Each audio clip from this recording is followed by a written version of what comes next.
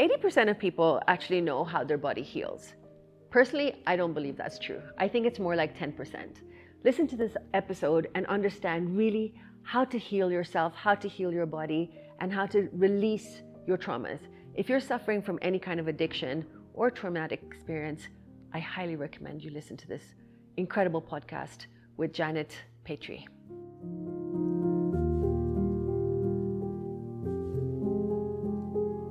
There are things that you're in a constant state of that. Like my state lasts sometimes a month, 2 months, 3 months, but I can imagine you going through like every single day of your life. And are you picking up on all senses? Tell me a little bit more about what you're picking up. What do you feel? I feel like I'm very sensitive to energies. So for example, if I walk into, like I feel like generally I'm sensitive, but after plant medicine, I feel like I'm uber sensitive. Yeah. Like I'm on hyper sensitive mode. Yeah. And I walk into a room and I can feel like similar to what you were saying, I can feel someone that's a little bit off. And then I can feel someone who's like highly elevated or like happy, but I feel like those energies, I pick them up so strongly. Yeah. So you can probably see, anyone can probably walk into a room and look at someone and say, oh, that person looks a little bit off. But I feel like that energy like bounces into me and I take it on so strongly and I feel like, I don't want to be too close to that person. So the plant medicine enhanced your clairsentience. You know, there's like clairaudience where you hear better, clairvoyance where you see better, clairsentience where you're sensing, feeling. 100%. So it enhanced yours. And certainly BodyTalk works the same way. You are very aware of the vibrational frequencies of everything. And when you expand your field like that, it's like your field is out there also. It's bigger. And so I can sense it even across a room versus the person would normally have to sit next to me and I'd feel it. But now, yes, I can sense it more broadly. And so it was interesting walking in here because I was lost and I'm walking around and I'm hearing a church and then I'm hearing a lot of other noise. And you said it was a pink building. So I like go in. I'm like, this is an interesting building to be doing a health podcast because it's a bar or they're 2 liquor stores and everyone's standing in between them just drinking. Everyone's like, hey, welcome. And what this was at 10 in the morning on a Sunday, yeah. Right? So you're hearing church music. Everybody's wasted but happy. They're all very happy, standing there drinking. And all of a sudden, it's like I'm getting flooded with the information that, okay, this one, the liver is very, very stressed, which sounds very obvious because they're drinking. But then others, that's when I was explaining, like you can see the darker energies around them lingering. And that's when I wanted to be like, you know, go home, rest. Because there's some energies around you that are just hoping your energy field comes down enough to, you know, swoop in. So you can and feel not only their dark energy, what you're saying is you can feel external dark energies that are lingering around in this environment. Lower frequency energies. Right. Yeah, that's what I should call them. Sure. And tell me a little bit more about how alcohol will expose you to that energy. So if you think about what alcohol is doing to you just physically, physiologically, right? It's as it's going through your body and you're becoming intoxicated, things are falling off balance, right? You just start falling into things, you know, you're becoming more lightheaded. And so if that's happening energetically also, if it's happening at a physical level, then think of your energies. If your energy should be, say, moving like this up the spinal column, well, now it's moving all over the place. So your energy field itself opens or becomes more vulnerable to allowing other energies in because we're electromagnetic beings. So there's this constant attraction that's happening to the things that we are vibrating at the frequency of. So if you're vibrating at a lower frequency, you will attract lower frequency experiences or people or substances, all that stuff. And so it disconnects you from your authentic energy. And your authentic energy is vibrating at the frequency of love. Right. It's like, so you're just making yourself vulnerable to attracting other things than love, you know? And so, yeah, I find bars a difficult place to be nowadays. Oh, me too. Yeah, I walk in and I'm just like, oh, the vibe. And, I used to love going out and socializing and stuff, but nowadays I just sense too much is happening there. But I mean, we were talking earlier, and you feel a similar sense of even when you're walking around the streets or going into a grocery store. I'm nervous. I can't even imagine being in your shoes right now. Like I said, plant medicine opens me up to this stuff, but mine lasts for like a couple months, and I do feel like I get overwhelmed, maybe that's a good word, with energies. Even if it's not necessarily a dark or a lower frequency, even the higher frequencies, like I just feel like even the higher frequencies, I walk into a room and I'm just like, why is there, like, it's so accentuated, like everything's so big. And even people with like big energy kind of throws me off. Although I grew up, and I think I consider myself someone who had a very big energy, so I should be used to that. I still do. Yeah, you still have big energy, yes. In a good way, I hope. Yes. Okay. No, but I think when I'm after a session of plant medicine, like I just feel like more like I'm flowing like this. Yes. And any kind of frequency to that kind of throws me off. Big or low. It's about learning to regulate, right? So it's the same with me. If I've done a whole day of BodyTalk, I feel very much in flow. And then something can happen, and it takes me out of that flow. So the beauty of this work, though, is learning to regulate yourself and the awareness that you're not in it. You can't stay in it 24/7. It's not possible. There's just too much stuff happening in the world. You listen to the news, you're going to come down a few notches. There's no way you're going to hear that and not be feeling bad. You're human. So it's really about learning how to find your center again. So it's this delicate balance and a dance with life that you're kind of having with those energies. But I get what you're saying. And nowadays, if I'm in Naivis and I'm like, grabbing some tomatoes or whatever, and I'm sensing that energy behind me, I sometimes will turn and just try to engage them in a conversation just to see if I can help them. And I'm not going to pitch BodyTalk. Come for a BodyTalk session. It's not that. It's just I'm trying to elevate their frequency a little bit. Just maybe they needed a little bit of attention that day. Right. They just needed to be seen. So, you turn, you engage them in a little bit of conversation, then you move on. But we were also taught when we were training that we should have office hours. And I'm saying this because you're sensitive to energies, and sometimes it's important to just say, I will pick up this information without taking it on only when I'm in this room, or, in my BodyTalk room is when I should do it. Sometimes I forget, and then I'm in Naivis, and I'm like, whoa, what's happening here? So it is important to shut it down sometimes. Have you ever encountered someone in, let's say, a grocery store or somewhere, and actually said something, and they've taken it in a good way? Like, what no, I feel it's invasive, right. So I don't. So you don't? I won't say anything. If I know someone and I see that something's not okay, I'll ask them, can I share with you? 99.9% of the time, the person is so appreciative because they're like, oh my God, I really needed that, or I needed this conversation, or I needed this attention, or whatever it might be. She's one person who reads someone's, let's say, energy and will act on it. And I think, look, I also think she lives in the States, and maybe it's a little bit different. Maybe people are just a lot more open there. I'm not sure. That's a big generalization. But I think there's merit in saying, I felt this. Yes. And I think there's a lot of people who are open to it. If the conversation leads me to that, then I will. But I will always just have it. Yes, of course. I won't directly walk up to someone and be not everyone's like Farhana. Your aura needs cleansing. I'd be like, okay, how about now? On the aisle. Lie down on the aisle and just cleanse me.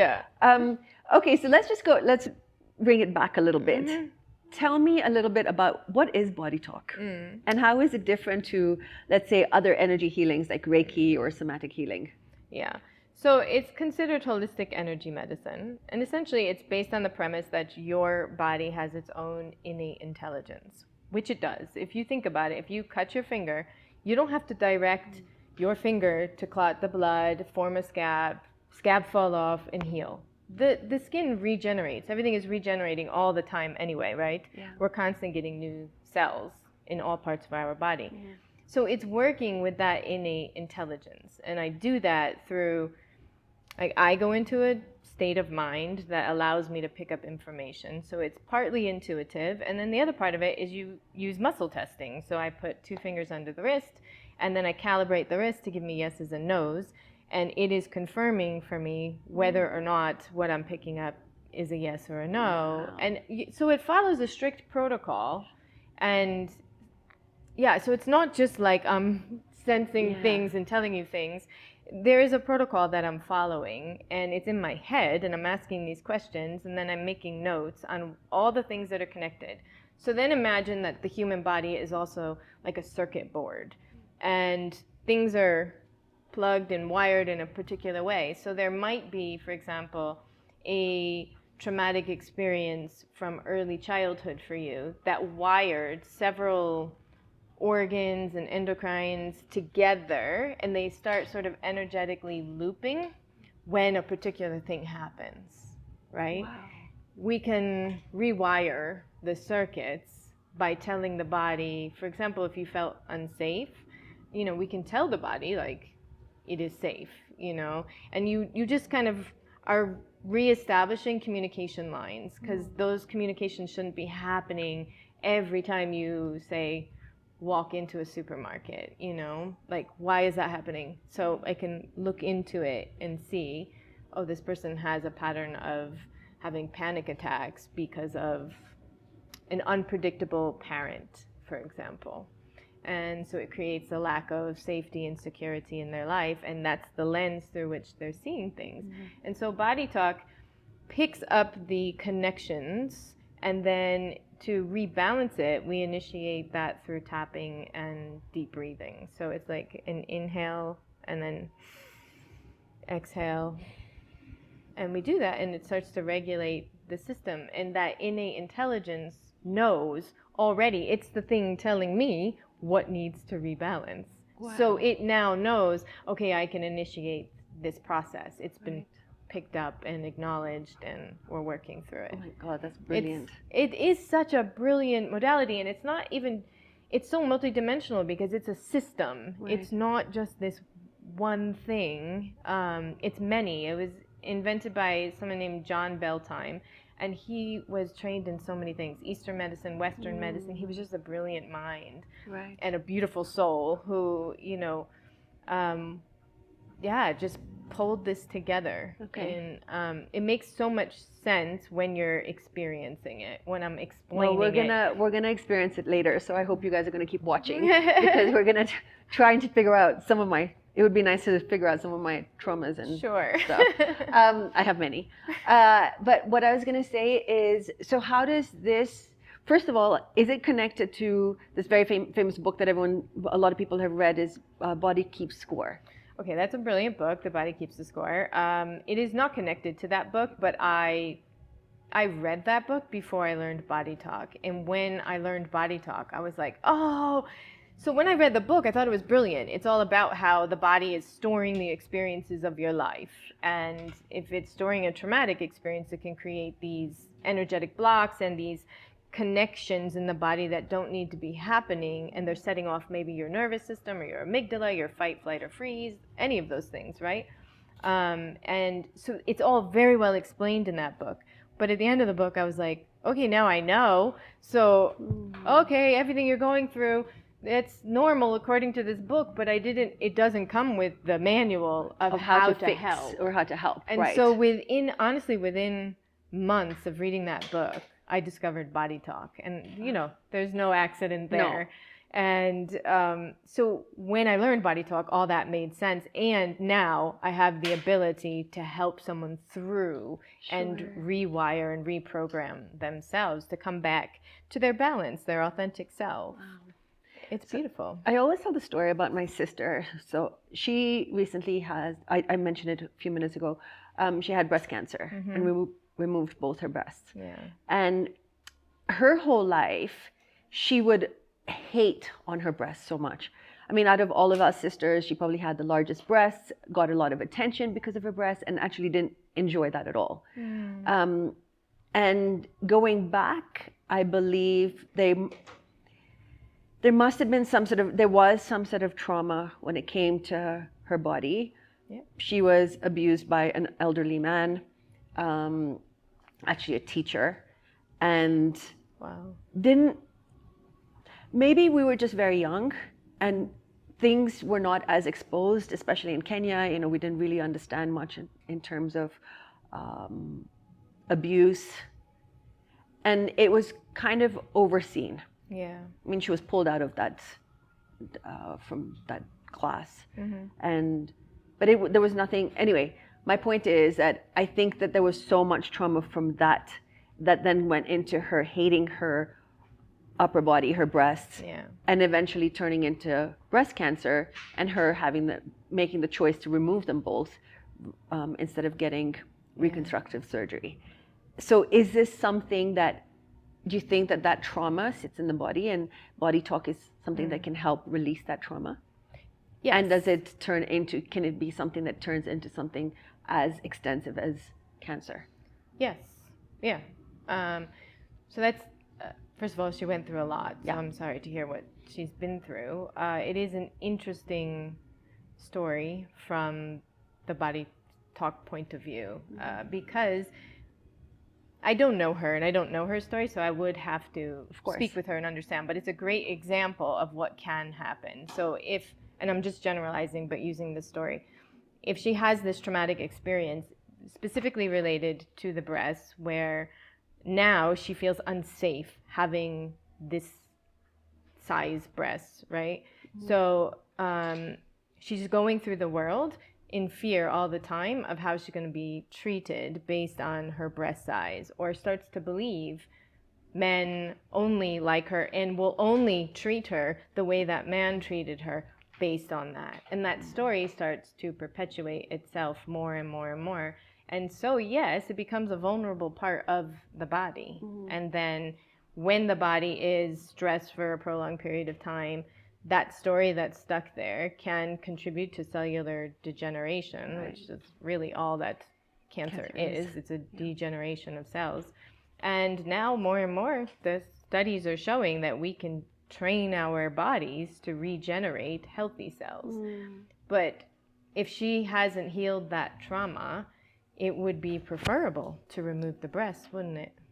It would feel safer to remove them. And I do see a lot of that. I see a lot of clients who, even with like uterine cancer and any cancer where it's removed from the body, the before and after emotionally.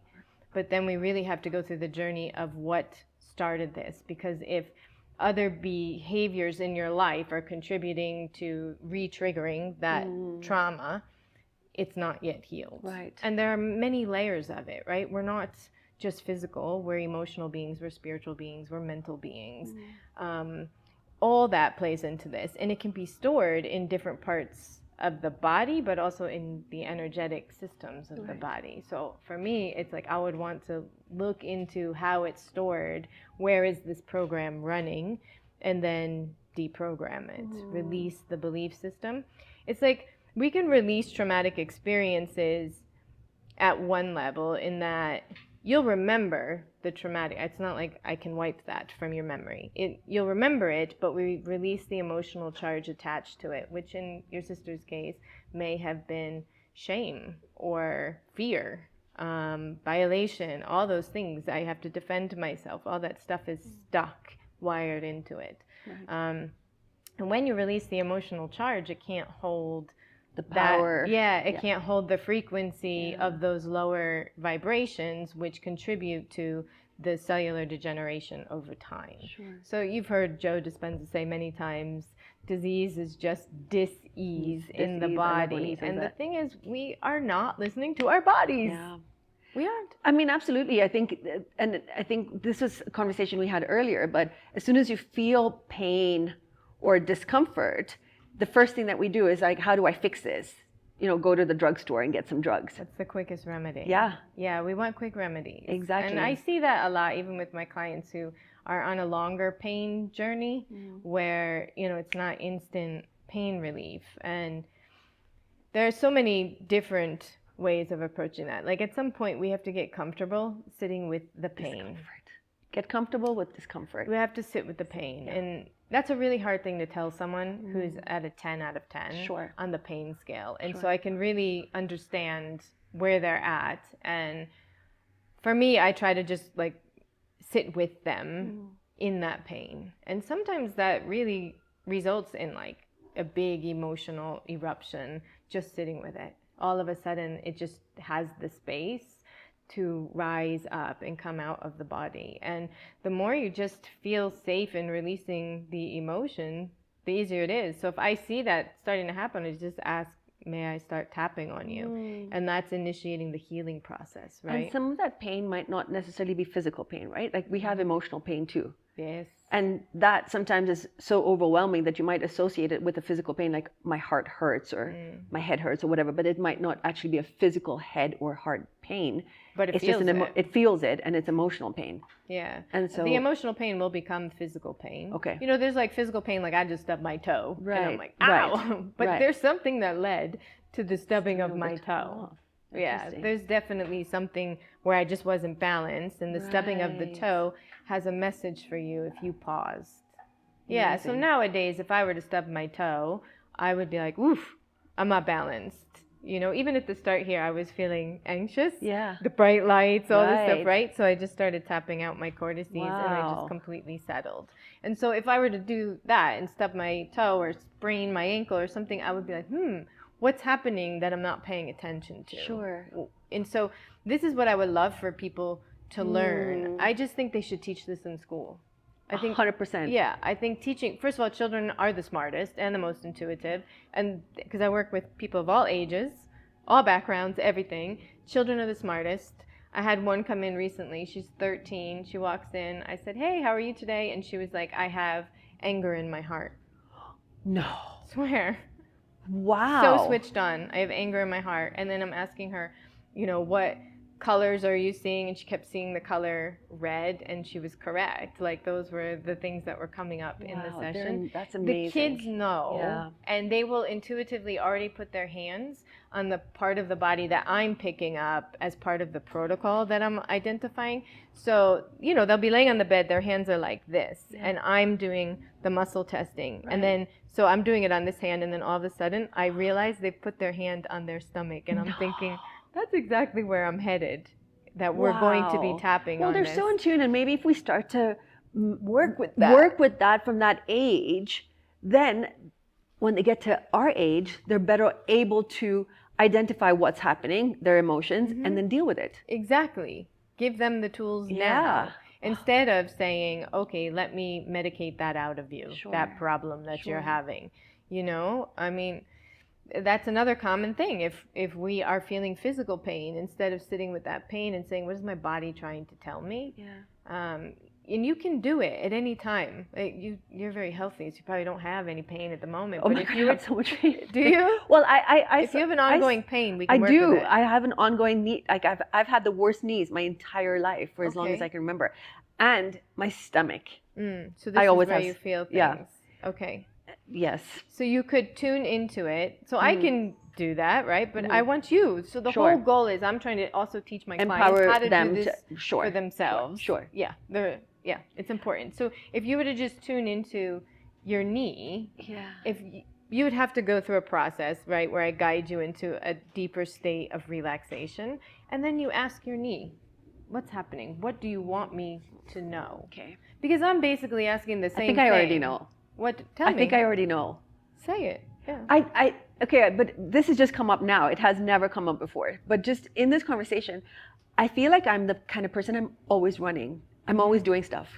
Like I have no idea how to relax. And it has changed over the last, let's say, few months. And my knee pain has gone down dramatically in the last few months because I take a lot more time to meditate and to breathe and to just not jump out of bed as soon as the alarm goes off. And like, there's a lot of changes I've made in my life. Yeah, this is interesting because I've never thought about this before. But my whole life, I felt like if I wasn't like highly productive and always doing stuff, then I was useless. That's a belief system. It is, and I know where that comes from too. Okay, so. But okay, wait. Do we want to do that now? Okay, let's It's do up it now. to you. Fine. Yeah. I mean, what's happening emotionally when you're telling this story? Because I know it's enlightening, I feel very enlightened in this moment. But I feel sad because I know that this is a behavior that stemmed from when I was a kid. And I felt like my parent, my dad specifically, he wanted kids that were highly productive and always doing stuff. And like, whether it was making more money or whatever it was, you know, having a better career or climbing up the corporate ladder, whatever it was. Is productive equal to success to him? Yes. Okay. And equal to financial success. Okay. And so I think that I was always, it's not that I think, I know that I was always trying to impress. And to me, that meant never sit still, always go on the go. And I've always had knee problems. And that was probably my body trying to tell me to slow down. To rest. Yeah. That's exactly what your knee was trying to tell you. Yes.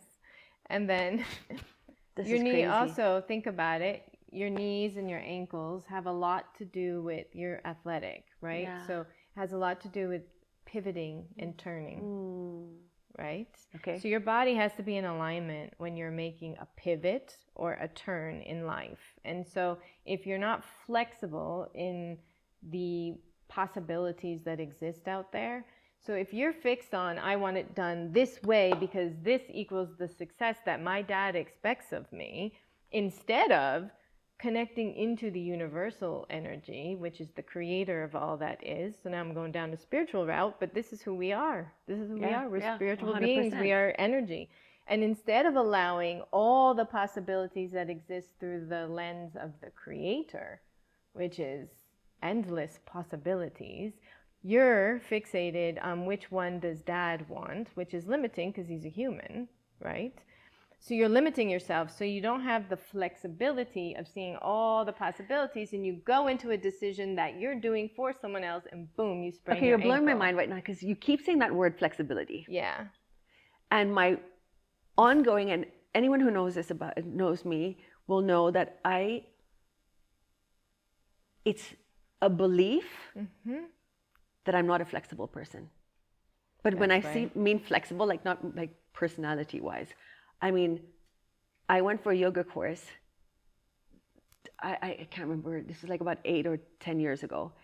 And I was so resistant to go and take this yoga teacher's training course. I only did it because my younger sister wanted to do it. And again, it was forced on me to go, and it was the best thing that I've ever done. However, that's interesting. it was the best thing, but I was not willing to go at all because I was like, I am not flexible. I cannot be a yoga instructor because I can't even touch my toes. Like, that's how inflexible I was. And the entire time I was in this course, I was so upset because I just didn't feel flexible. And now you've said that word so many times. Things did change during that time of my life. I had to work on my flexibility a lot. Until today, when I stretch and I can touch my toes, it's like, wow, I mean, I can't believe I can touch my toes. Like, it's always a thing that I'm not flexible. Yeah, but even if you feel flexible in your personality and you're like, no, but I'm open to this and that, you are limiting the possibilities if you're running on a belief system that you have to do something to meet someone else's standard of success, is all I'm saying. No, and your body is telling that's what you, I mean. There's so much more for you. Yeah. And the knee is just saying, rest, because in the moments that we rest, we bring ourselves into this state of relaxation, and information comes to us instead of us chasing it, right? When it comes, it's the intuitive knowing, this is what I need to do, and then you're back in flow. If we don't pause, we cannot get into that state. And then there's another crazy thing is, because you've also mentioned the ankle. Yes. Do you have ankle problems? Yes. What happens? I have ankle problems, and my sister was sitting with plant medicine recently, a couple months ago, and the medicine told her to tell me. She got a message for you and her plant medicine? No, she always gets, no, it's not even, she always gets messages. Actually, both my younger sisters always so get. Connected, right? We are really connected, but maybe I'm not as connected. Like, I'm always asking questions and I'm not getting the answers that I'm expecting because I don't listen. Like, I think I just don't listen. We have so much to do. This is fun. We can have so much fun. We can have so much fun. But I'm really learning to listen. I thought I was a really good listener, but I'm not. However, anyway, plant medicine told my sister to tell me that I have to take care of my ankles and my feet. So I would say, I mean, I can like literally tune into your ankle. So recent past decisions made it for an expectation that doesn't belong to you, and you're kind of not feeling great about it, and that will be a vulnerable point. So if you go on a hike or something and you're overthinking about, I don't want to say it out loud in that if someone hears it's okay. but it's work related, Yeah. not necessarily this line of work. Okay. But yeah, if you are hiking or something and you're thinking and overthinking and ruminating, you can roll your ankle. Do you see what I mean? I sprained my ankle like 3 times. But it has to do with decisions. You ignored an intuitive decision. Yeah. And you had a fear around not making enough money doing something that you're more passionate about. That's the story. So I can see where it's wiring all the way into your low back. And most recently, my left arm, which is really crazy. With your left arm. I love this. I feel like this is like a healing session. So people who are watching are just going to have to watch me heal live on podcast TV. I've always had an issue with my right arm. I had tennis elbow from lifting weights. And then all of a sudden, recently, it's my left arm. But my left arm is never, like I don't use it to, I'm right-handed. But it's like intense pains. Same thing, where you feel like it's overuse of the weightlifting? I don't know if it's weightlifting, because I did say it was, my tennis elbow, I said it was a mix between playing too much paddle and weightlifting, but my left arm, it could be weightlifting, but I don't feel like it is. So in BodyTalk, elbows and knees are reciprocals. The opposite elbow to the opposite knee have a connection. Ooh, and my so right it's flexibility again. God, it's the story of the flexibility. And honestly, I love that you do these plant medicine journeys and you have felt the expansiveness of who you are. Yes. You can have that without plant medicine. Right. Go on your journeys, not discouraging that. You do you. But you can have it without that by connecting more into the higher self, the higher power. And when you do that, all possibilities will open to you. I feel it's just the inflexibility around you think there's only 3 choices. Right. Why? Yeah. 100%. Why isn't everything possible? Right. I just feel like it's a bit of a self-limiting that is, thing. I do have a very self-limiting thing about, especially about how I treat myself when it comes to, let's say, my fitness journey, but also how I can make money. Yes. And so there's a lot of yes. Keep going down that road and open yourself up to the possibility that money can come from anywhere. Yeah.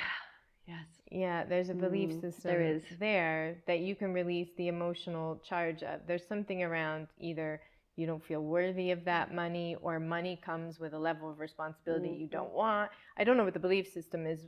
We can dive into that and see where that's stored. We're a bunch of belief systems. We're a bunch of belief systems. Yes. Okay, so quick thing. So I've always talked about my fitness journey as being a bit of an addiction. I understand it, actually. Yeah. I've been down that road. Okay, because I really do. Because you can get addicted to the endorphins. Yes. Well, it's an addiction to everything. I think it's the endorphins. It's about body image. Everything. It's about how you feel. Like, I won't feel like this if I don't do this. And recently I was talking to a friend of mine who has struggled with addiction to substances. And I was like, this is really interesting, because I never thought of my addiction as a unhealthy addiction. I always thought of it as a healthy addiction. But the more I talk to people and the more I start to see how limiting my life was when I was on this super healthy fitness journey, I realized that it was actually unhealthy. And so do you think, according to BodyTalk, do you think that there are different types of addictions and that we store this trauma? Like, mine comes from a trauma. Specifically, I believe that my addiction to fitness came from a very physically abusive relationship. And I went through a physically abusive relationship and then found fitness and realized that I didn't put 2 and 2 together until I talked to a lot of therapists to say that I got so addicted to this stream of this addiction, this stream of fitness, because it made me feel stronger and safer, and that nobody would ever do what that person did to me if I looked and presented myself in a certain way, whether it was having more muscle or being strong or going for Muay Thai or whatever it was. Yes. It was all kind of defense against this trauma that I was carrying.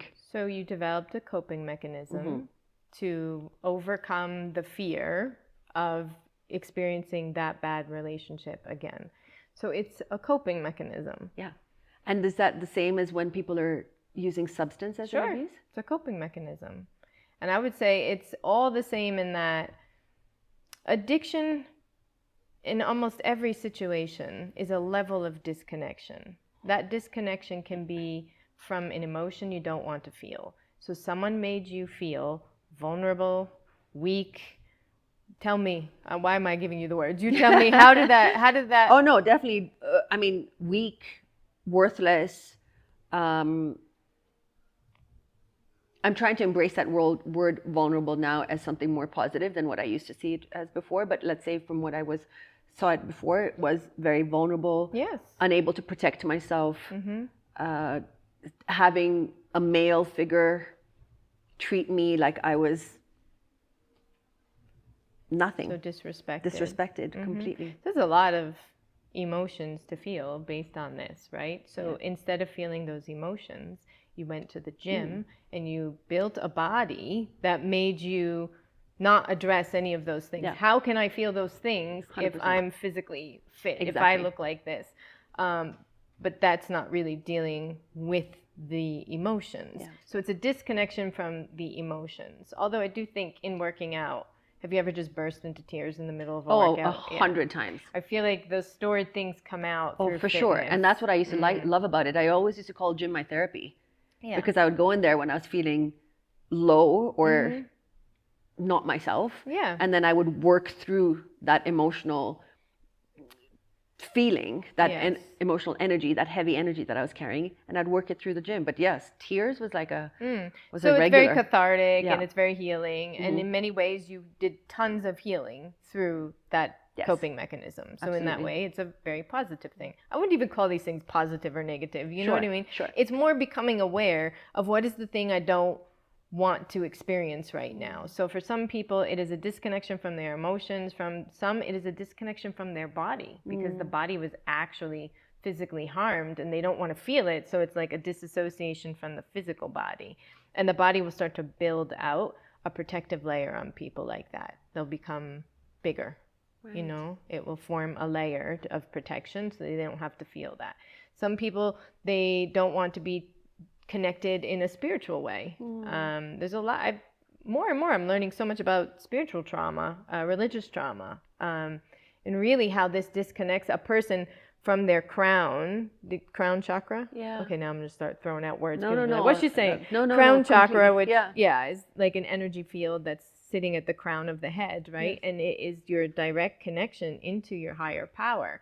And that gives you the knowing you're worthy of anything you've ever wanted. That is the source of all that is. And so you want to connect into that. But most people, if you can't connect to your emotions, you can't connect to your body, and you're not connecting at a spiritual level, then you're going to consume things that make you feel better. Whether that's food, whether that's social media, whether that, I mean, you can be addicted to substances, to sex, to certain relationships, to toxic behaviors. I mean, it's endless, the things you can get into a pattern of, but they're all just patterns and we can break them. It's all just energy, and we can break and shift and repattern ourselves into a better, more balanced way of living. But I love what you just said. I mean, you can be addicted to several different things. And I think when people talk about an addiction, they associate it just with substances. Right. But you can be addicted, exactly what you said. You can be addicted to sex. You can be addicted to porn.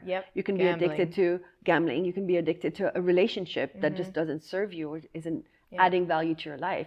And how can BodyTalk help with these certain addictions? So BodyTalk goes in and evaluates how it's wired in you. So for some people, it can be a dopamine fix. You know, they talk about this a lot with social media. The dopamine hit you get with your likes or the scrolling and all these things.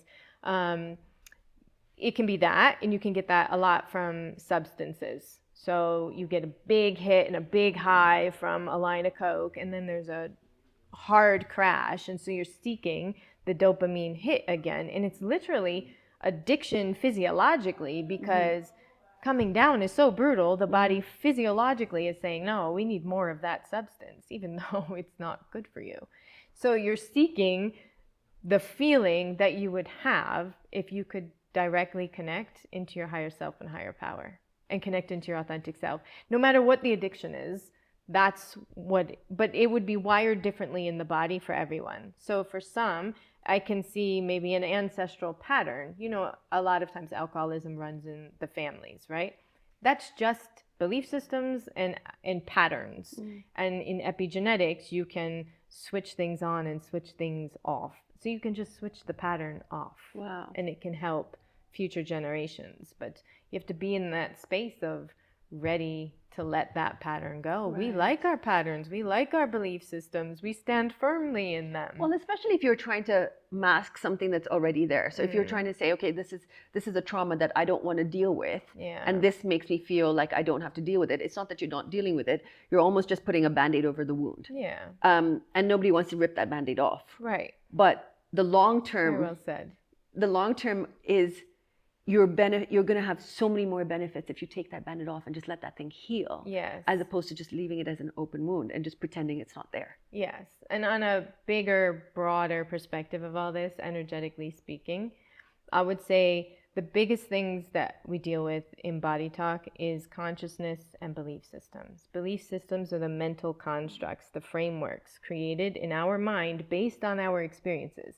So you had a belief that it was not safe in your body unless you were very fit. So you weren't safe around men or in a relationship unless you were very fit. That's a belief that you've created, right? And you're going to start seeing the world through that. Imagine the belief systems you started from 4 years old, 3 years old, 2 years old. Like, yeah. And we can go into all that stuff, but they're forming from the moment we are conceived, that all this stuff. But beyond your belief systems is who you really are. These are just mental constructs. So if you can go into this space of just becoming aware of your thoughts. So just sit here for a moment and be aware that you and I are here having a conversation. But are these my thoughts? Are these your thoughts? Where are they coming from? And can you now observe your own thoughts? Can you just pause for a moment and observe them? Right? Do it for a moment. Your mind's going. I can see it's racing. It's There are a racing. million things, right? So you've got all these things, but you can actually observe the thoughts. Can you? Are you now observing the thoughts, right? So consciousness is the observer. It's the awareness that you are in this physical body, having these thoughts, having this conversation, having this experience. But it's not you, right? Like, it's not this version of you. There's something beyond that. So the awareness that we are something beyond our belief systems and our thoughts is really where all the healing happens. When you start to realize you are actually the observer, and the observer is the same energy as the creator, which we were created from, all this stuff starts to have a completely different meaning, and in many ways becomes very meaningless. You're just kind of like, oh, what am I chasing all these accolades or material things or all this stuff? Like, none of this really matters. But we don't take the time to observe and just be the observer and then allow things to sort of dissolve and move and shift. And that's where I'm saying, imagine if we taught this in schools. So in that moment, I have to say this out loud because somebody out there is going to listen to me and make this happen. But I'm manifesting that Michael Singer is going to be on my podcast. Ooh, please. Because everything you've just said, the book that changed my life was The Untethered Soul. Wow. Yeah. And he says exactly that, that you are not your thoughts. No. And I have a couple friends. COVID was a really intense time, but it was also a time of intense healing Yeah. with myself and a couple of my friends, and we would go and we read this book together. Oh, that's And nice. and we would walk through Karura and kind of dissect this book. No, it was Very incredible. cool. And the two people that I'm talking about are literally like my soul sisters. And what we would do is try and play games on how do you actually implement exactly what you've said, but in real life. Yeah. Because it's very hard to see yourself as like, I'm outside my thoughts. We're always this, I am my thoughts. I'm constantly thinking about my thoughts. I am observing my thoughts. But how do you rip yourself away from that and say, these are my thoughts and this is me? Exactly what you just said. And so if you put yourself on a chair, so if you close your eyes and assume like you're sitting on a chair watching a movie, and the movie is your thoughts. Yes. So you just observe it from this chair, or like if you're sitting in a theater or on a comfy couch, and in the back of your head, in the back of your mind, you just see these thoughts that are just like a reel of movies or pictures or whatever it might be. That allows you to pull yourself out of your thoughts and just observe what they are. And this is you sitting on this nice plush chair, and these are the thoughts that are just kind of carouseling through your mind. Right. And I think it does exactly that. It removes you from these thoughts that, again, I'm rolling, like my mind is in a million different places right now, but there's this thing called a Course in Miracles, which I'm doing as well. And oh, that's cool that you're doing that. I'm obsessed. I've been doing it for many years, but I never actually get to the end of it. So I keep having to start with day one. And one of the ones is that my thoughts mean nothing. Yeah. And it's really hard to actually implement that, because if you're in a moment and your child falls down and you're concerned that he's broken it, there are so many things that can happen during the day that you might find it really hard to say, my thoughts mean nothing. Yeah. But it's just a thought. And it's not the reality. And a lot of times that our thought is not attached to reality because he actually didn't break anything. Yeah. Or my husband's not cheating on me. Or I'm not gonna, get into a car crash. Or I'm not gonna fly on a plane. And just because the plane crashed yesterday, that my plane's gonna crash. These thoughts are just, you have just made up this stuff. And you're attaching your emotions to that thought that you've just made up. And the opposite is happening, right? You're in an emotional state and the mind starts to create the thought that matches the emotional state. Exactly. So then so does the body. It creates this vicious cycle. You can just spiral through Right. them. And so it's about becoming aware you're doing it. Yeah.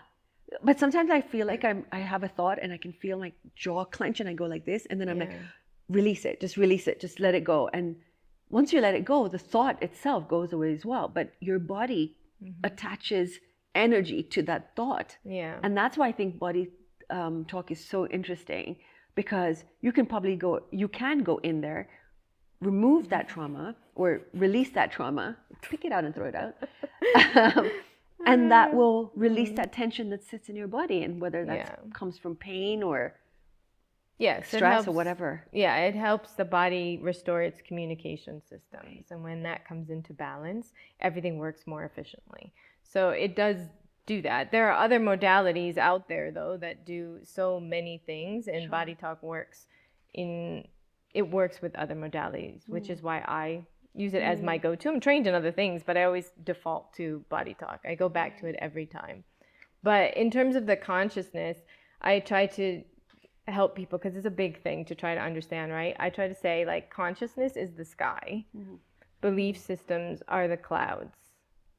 So the belief is a cloud that's just blocking you from seeing the sky, right? But you are really this expansive sky. And so if you can just remember that and then see the belief as a cloud, you can either try to dissipate it, and just let it move, because clouds move. They never just stay there. So you just think of, okay, thanks, next, you can move along now. But now I'm at the point where it's like I try to just let those things dissolve, because I think that's all the collective consciousness. So I'm trying to put better things into the collective consciousness, because we are all picking up information, which gets filtered through the mind, which becomes a thought, right? I get it. Because there's the collective, the individual consciousness, and then there's the universal consciousness. And so the goal is to get us more into the higher vibrational consciousness, because ultimately it's just like dimensional, right? So everything is, there's something that happens, and then depending on your point of view of that thing, everybody experienced it differently. And so the more you can just elevate your frequency, you will see more at a different level of consciousness, and the other stuff will in fact just dissolve. So it's about understanding how to really work with energy too. I feel like at some point in the future, we're going to have the capabilities of like moving energy, you know, like, I mean, I don't think it's so far-fetched, because It's if not- we can create AI, which is Yeah. an external, and it has so much intelligence, then us as intelligent and energetic beings, why can't we push energy? Yeah, we just don't have the awareness that everything is energy. And if we can move it within us and we are it, then obviously we can move it. So, Right. yeah. I think that's something that came up for me in my psilocybin journey. Is I did see everything as energy, and that was fascinating, because I could see the table breathing, and I could see little pieces of paper, and I could see statues, and of course we already know this when it comes to plants and nature, but trees have a certain movement, and I could see that like from miles, like trees for miles, all moving in sync. And then I could feel like, okay, wait, I'm this energy too, so I can move in the same space and in the same vibration. And again, these are all living things, but then even seeing tables and chairs and the rope that was tying the table together, everything just moved at this certain frequency. And I've had similar experiences where I just saw like the grid of the universe, and it was just breathing. And I was like, this is all there is. I knew that somehow. Everything else is a projection of our minds in many ways. We're creating this reality, which I find fun. You know what I mean? I'm glad that we're able to do this. Otherwise, we might be bored. Just being the thing that breathes. Just breathing like, and flowing. Yeah, that doesn't sound fun. Having a human experience is quite daunting at times, but it's also a lot of fun. We have this full range of emotions, and we do have thoughts that we have to battle, and it's an interesting journey if we just see it as that. Right. And not attach so much meaning to our thoughts and our journey and our feelings and our emotions, and just knowing that, okay, this is just part of life, and it just, things come, there's an ebb and flow of life. So it comes and it goes, and it comes and it goes. Yeah, and that we are co-creators in our reality by where we focus our attention. So there is the creator, but where we're focusing our attention is every thought we're having is creating the future, isn't it? Right. Like everything was a thought first. This podcast was a thought before it became, but it was, right? So it's, you're creating your future. So where are you focusing your attention? Okay, so have you had an experience, you've recently opened a space, a healing space. Yes. Maybe you can just give us a quick summary of what that space is, and if you have a success story from how BodyTalk has helped someone with trauma or addiction. So the new space is at Aura Wellness in Gigiri. So it's just expansion, and they have invited other organizations to come in and do wellness work there. So I work with Full Circle Healing Center, which is actually everywhere and anywhere, because we don't just have an office and invite people to it, but we're using space at Aura to do programs. And so there we create individual healing journeys. So a person can come with either a traumatic experience or an addiction. And Full Circle specifically is very passionate about addiction. And that's a very personal experience, and there's reasons behind that. So we focus on that. But we collaborate with tons of organizations. So we're working with people who specialize in suicide prevention, others that are just like the links to all the wellness organizations coming together to help. Some specialize in trauma. But Full Circle in particular will invite anyone to come in with any problem. It doesn't have to be addiction, but they come, they're struggling with something, they're stuck with something in life, and we create a healing journey in collaboration with our partners. So for example, I can create a healing journey, say for someone who's had years and years and years of trauma. We can use it like an abusive relationship as an example. And they've just gotten out of that relationship. And they don't know where to begin. They don't know who they are, right? So maybe they need a little bit of life coaching. Maybe they need some body talk to help them just find their balance, come back into their authentic self and get to know themselves, because it's very much an inward journey. And then maybe they have been using some substances to numb out. We can also help them with some addiction counseling. We can recommend perhaps a lymphatic massage to detox the body. So we're working with the spa, we're working with other practitioners, and we're taking someone through the journey, and we're there for them the whole time, because I think what's essential is healing in community. We can't do these things alone. Sure. None of it. You know, when you're down, when you're way down, you need support. You need to be uplifted by others. And so it's creating a safe space and a community where people can just come and heal from anything. It is a healing space. And I love that. It's so zen and beautiful. I mean, I've been there and it's absolutely incredible. And the way it just organically came together, like we had people just come and donate all the furniture that's there. Like everything was given to us. It felt so easy and like divinely guided. That's how we felt, and we just kept rolling with it. And yesterday they had an incredible men's circle in collaboration with Impasto. So they're an excellent organization. They do a lot of suicide prevention and many other things. So there are just so many people out there doing so many things, and I think the more we collaborate, this is not in the healing space, this is not a competition. Yeah, exactly. There are billions and billions of people in the world. We're never going to be without people who need help. Right. And I just think the more we come together and work together and create these safe spaces for people to heal in, the better. And different spaces work for different people. So the people who need us will come to us. The people who need someone else will go somewhere else. I used to say that about fitness all the time. It's what they say about BodyTalk too. Yeah.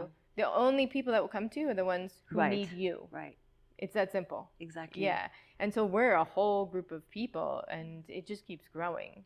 So yeah, and part of it is fitness too. So if we see someone that we think, like, anger is such a good thing to get out through physical fitness, you know? And so like maybe you need a kickboxing class to really work through that anger, right? I mean, I used to have major anger issues, and I would try to go to anger management classes. That's what I had in university. That was the only access I don't think, like I said, you know, I grew up in a time where people weren't really aware of too much stuff. So everyone knew that they had traumas or issues or whatever they want to call it. And then some people would seek out ways of helping, and other people would just go into substance abuse. And I was lucky enough to find an anger management class. Not that it helped at all, but then I'd managed to go in and say, okay, these are traumas, these are triggers, this is all of that. But fitness was the one thing that really helped me. Yeah, and so that's part of the healing journeys also, is getting someone on a fitness routine, a meditation routine, all of it. I mean, it's like a mixed bag, and it's different for everyone. So you have to get to know someone and talk to them and hear them out and say, okay, let's try these. And if something doesn't resonate with someone, we have more. We just pull from our toolbox. But that's great, because I think people think that it's either or. No. You know, I have to go for therapy, or I don't want to go for therapy, but maybe I can try this module, maybe I can try this. But the fact that your center has everything, and people can come in and say, well, this is not really working for me, what else can I do? And I think that's and you really never great. just have that day where maybe you have like therapy scheduled and you're so not in the mood to talk about anything, and you're like, you know what I really need today? I need a massage. Yeah, sure. I just need someone to just, you know, like take it all away I'm so that happy that capacity. space exists. Yeah, and just making people aware of all the modalities. Nairobi's really becoming such a hub of all this holistic work. It's amazing. And I'm learning so much about these other modalities. And I don't think Body Talk is the answer for everyone. I think everyone is different. Well, I'm definitely coming for a Body Talk session. I like combining things with Body Talk too. I've done like Body Talk and sound healing, Body Talk and acupuncture. Okay. Like there's we're just having fun. Okay, we're just gonna come and do everything. I'm ready to do everything. Yeah. Poke my brain, poke my body, do everything. Yeah, and what we're doing in the next month, so it'll go out and people will see this, is becoming, it's awareness. It's like body awareness, destructive behavior awareness, because it's not always addiction for some people. It's just Sure. destructive behaviors, and it's not like a wired addiction where you cannot control yourself. Yeah. But you're like, I really don't want to keep doing this, you know? So helping people just with destructive behavior patterns, which can be actually overtraining is one of them, and damaging their bodies, you know? So even good things, everything is in balance. Yeah. You know, you can overdo things. 100%. Yeah. I know this. Yeah. So, you know, talking to people about that. And so we're going to just do a lot of awareness workshops and talks. Okay. And then take it from there. Like, it's just going to get, we have so many cool things coming in terms of workshops. Like, I'm already working on one that has to do with like quantum healing space and teaching people about quantum physics, and then timeline jumping. Yeah. Oh my goodness. There's a lot of very cool stuff coming. We're gonna add the link to. You have a social media page? We do. Okay, so we're gonna add the link to the bio. And fullcirclehealing.africa. Okay, fullcirclehealing.africa. Yeah. Okay, I'm gonna be there for a lot of these workshops. Thank you. I get very excited. Anything healing related. Yes. I'm there. So can you tell me in terms of kids, because I think that it's what we said earlier, it would be great to have kids to come in and learn the tools to make them better able to deal with their emotions in the future. Yeah. But how young can a kid come in to do a BodyTalk session? There are no age restrictions with BodyTalk. So like 3, 4, 5? I work with pregnant women who haven't given birth yet, and I'm working with that baby. So yeah, it's from conception until death and beyond, because there is no death. Okay, this is interesting because I did listen to a podcast recently talking about how a child, and this is probably common sense for most people, but not really, how a child holds a lot of the mother's traumas that she's going through during the pregnancy. And so dealing with a pregnant woman, you're dealing with the baby as well. So is this something that could really benefit if a woman is having a traumatic or a difficult time during pregnancy and is worried that she's passing this on to her child? Is this something that you can work with? Absolutely. Okay. Yes. And the child is picking up what the mother is feeling, getting all the feelings of the mother, anything that's in the system of the mother. So if not eating well or consuming toxins, not necessarily drugs and alcohol, but that too, but sometimes heavy metals in foods that aren't good for the baby, like we can pick that up and tell the mother, you're consuming this thing and it's agitating the baby. Okay, yeah, that's amazing. Yeah, I've had situations like that took me straight to body chemistry. Can you give us an example of like what the mother was eating that was affecting the child? So this woman was about 7 months pregnant. She was obsessed with pickles. It was so funny. I mean, she came with them. Oh, really? She came with a jar of pickles. Oh my God, really? Which actually worked out. That's a little bit more obsessed than me, but I love pickles. Yeah, but it actually turned out very helpful.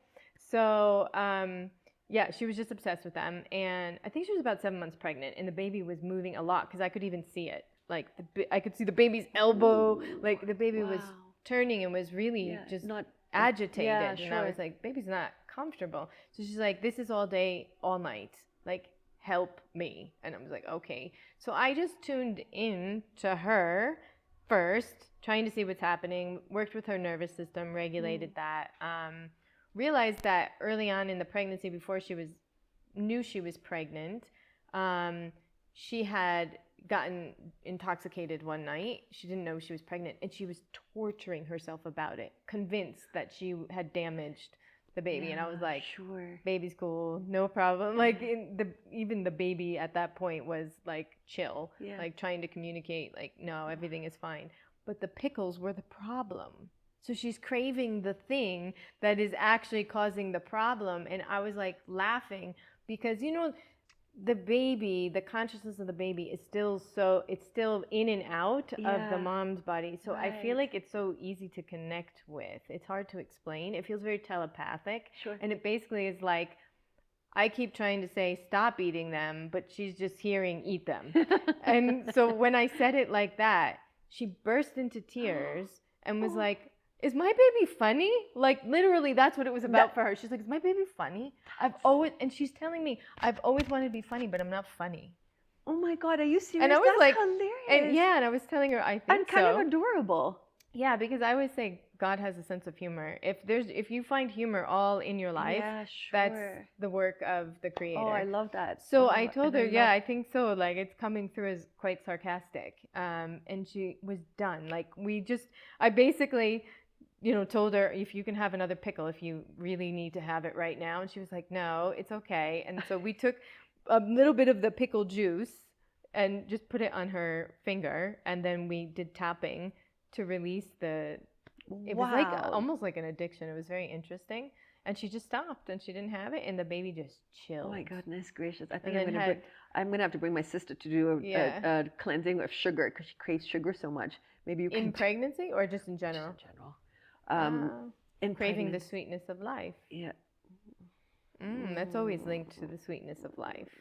So that's interesting. I mean, you can look at the physiological things too, pancreas causing those things, but very often that's also parasites. Parasites love sugar. Sure. So if your microbiome is off, you're going to keep craving that stuff. But I like the other one better. Right. Craving the sweetness of life. The sweetness of life. If you're craving sugar, ask yourself, are you getting enough sweetness of life? Are you getting enough sunrises and sunsets? Are you getting enough connection with nature? Are you going to the ocean? Are you just observing a crab walking on the beach? Do you have a room in your space where I can like move in for a week and just do this for an entire week? I feel like I could do this and then we can talk about body healing and we can talk about stuff and I would just live with you for a week. You know what would be cool? No one's ever agreed to this, but you are so open. I feel like you would. Like to filming the BodyTalk session. Oh no, of course, 100%. We're going to do it. I think we should. Because people really are always like, what is this? What is she going to do to me? The team is always waiting for us to do like live sessions. So 100%. We should do it. And whatever comes out, it comes out. Like I'm very. I won't say anything. Oh no! Please say if whatever you're an open book, then I'm an open book. You can say whatever you need, and I will say whatever comes up for me. Yeah, I think it would be amazing for people to really see. Okay. No, I'm very open to that. Okay. Yes. Let's do it. Let's next level. I want to see what weird stuff is sitting inside this body of mine. Dig out everything. It's just the story of your life. It's just that's all it is. Well, it's not all it is. I shouldn't say that because you can hold the energetic patterns of your ancestors. And lots of times we are living our ancestors' trauma where it's wired into us. So I know this. I know this through plant medicine. Oh, true. I know that I'm holding on a lot of. So in one of my sessions with ayahuasca specifically, it came to me that I always wonder why I'm not married. And I don't have kids. And that's always been like an ongoing thing because it's not that I grew up, focusing on having kids and having a family and having a husband. I think that also comes with a lot of family trauma that is a story for, we're going to have to do about 10 episodes together, but that's a story for episode 2. However, it came to me in the session that all my ancestors have been cheated on by men.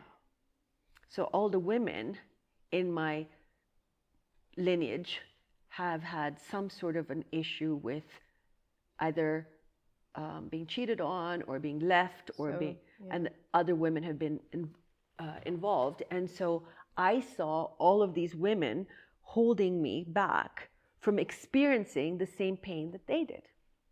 Whoa. See, I love this stuff. Right?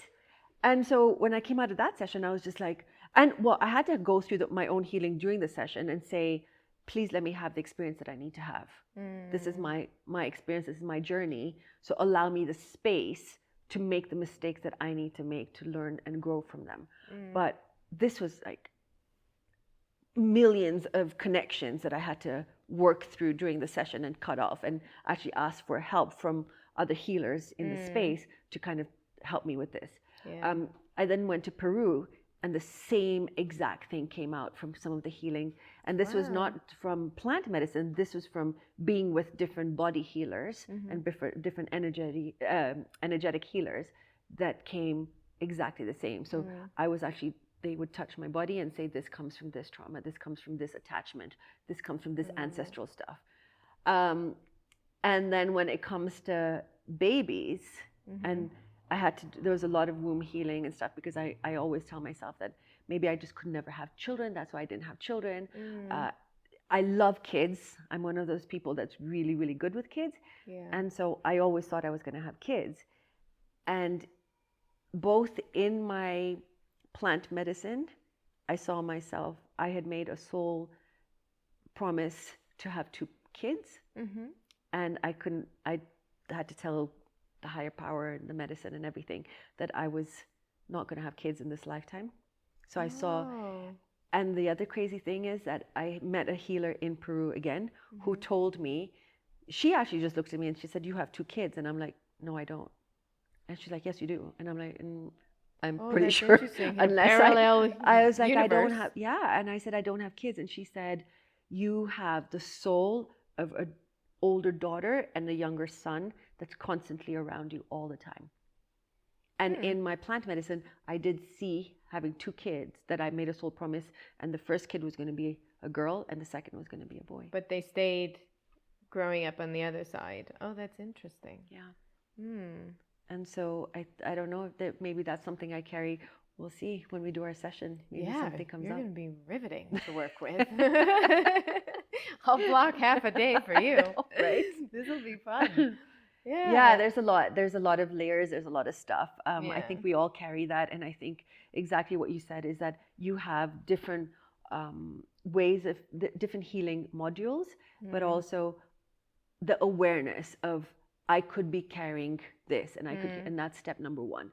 And that's what I always try and tell people, that you might be carrying so many things, you just don't know. So this relationship issue you have, or this unhealthy attachment you have to someone, or constantly attracting people who don't treat you the way that you believe you should be treated, the whole thing about self-worth, self-love, all of those things could be sitting inside you because of things that you're attached to from someone else or something else. Yeah, and the more we learn about this, I feel even the simpler it will be to kind of work through these things, because we're starting to understand our reality in a whole new way. And AI is helping with that. I know in the long run, maybe AI will not serve its greatest good. Sure. But in terms of, there are parallel versions of you. So there may be a version of you that got married and had 2 kids, or 1 kid, and then another one that's married and another kid. That is possible. And then you can kind of like have timeline convergences. And so in that moment, someone could potentially pick up that convergence. Oh, wow.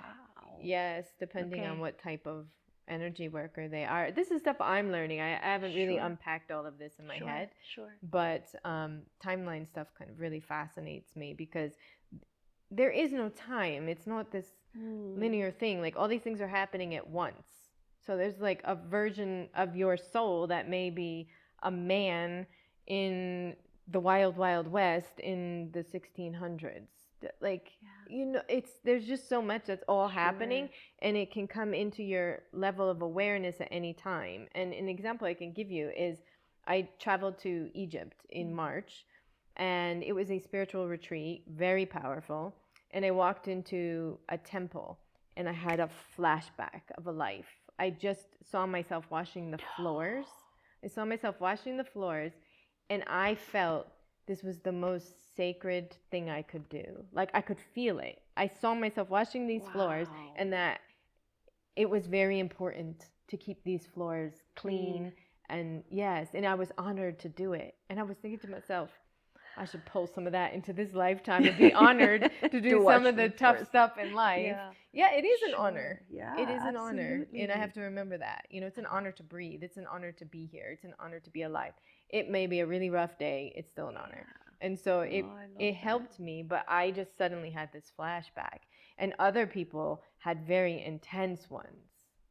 Like, we were in a church where Jesus, Mary, Joseph hid out for a time, and one of the ladies just connected right into that immediately and could feel the essence of Mary and all this stuff. It was just incredible. Okay, this is crazy. And I think BodyTalk can open you up to actually connecting with these things, because you're so much more aware of yourself. Right. And then you can connect. And like you said, you open up your crown chakra. And when you go into these spaces or these situations, you are more aware and able to connect with whatever that might be. So whether it's at a church or at a temple in It's Egypt just or whatever it might expanded be. awareness, Yeah. right? That's what you have. And Well, I mean, yeah, I do. it's awareness. It is yeah. awareness. And the more I learn and the more I experience and the more, for me, it is plant medicine, but the more healing I receive, the more open I am. And I think it's a bit of a, I'm going to use a funny word right now. It's an addiction to healing.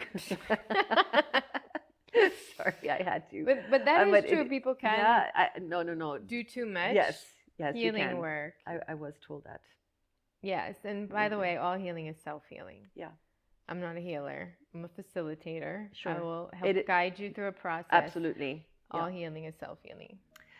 Well, on that note, this has been amazing. It's been amazing. This has been fun. It has been amazing. Thank you. I feel like we could sit here for a couple more hours, but could. we should maybe in the future when we do episode 2. I would love to. Okay. Yes. And Okay, please and come for Body Talk and film it. I will definitely come to Body Talk. Thank you for having me. Oh my goodness, are you I crazy? appreciate Thank you you so for much. coming. Thank This has you. been, I feel like a little bit of healing has happened during the session, just so you know. I'm sure. I mean, For both of us. For both of us. Yeah. Knees, Yeah. ankles, heart, All of it. soul, everything. Yeah. Thank you. Oh, thank you so much. That was probably one of the most interesting podcasts I've ever recorded. From healing to self-worth to how to listen to your body and connect to yourself. I hope you guys got as much out of it as I did. Have a nice day.